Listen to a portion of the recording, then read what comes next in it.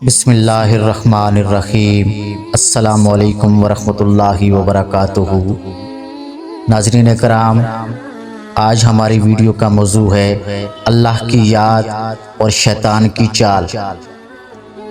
ایک شخص ہر روز رات کی تنہائی میں اللہ تعالیٰ کا ذکر کیا کرتا تھا۔ اس کام میں اس نے کبھی ناغہ نہ کیا تھا۔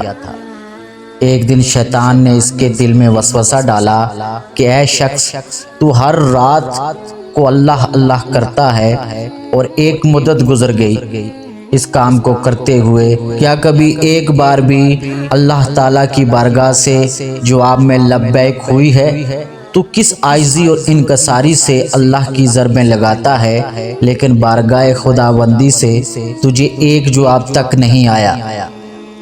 اس شخص کے دل میں اس خیال کا آنا تھا کہ وہ پریشان ہو گیا اور شکستہ خاطر ہو کر لیٹ گیا۔ خواب میں اسے حضرت خضر علیہ السلام کی زیارت ہوئی۔ آپ علیہ السلام نے اس سے پوچھا، اے اللہ کے بندے، تو اللہ کے ذکر سے رک کیوں گیا ہے؟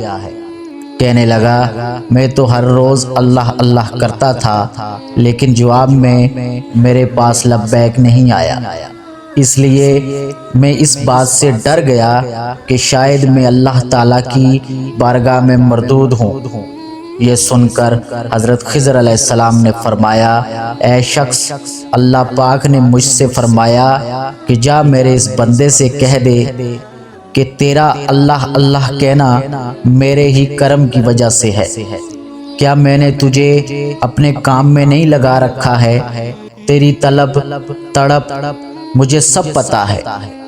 میں تجھے بھولا نہیں ہوں، نہ ہی میں تجھے نظر انداز کر رہا ہوں۔ تیری ہر پکار پر اور ہر بار اللہ کہنے پر میں تجھے 1000 بار لبیک لبیک کہتا ہوں۔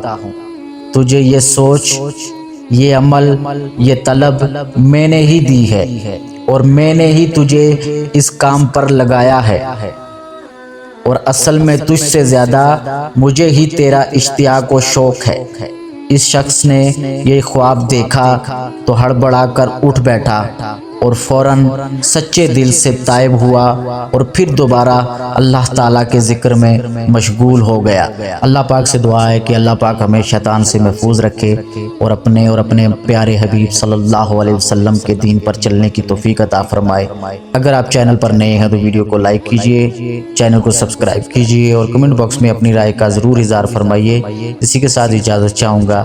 اللہ نگہبان۔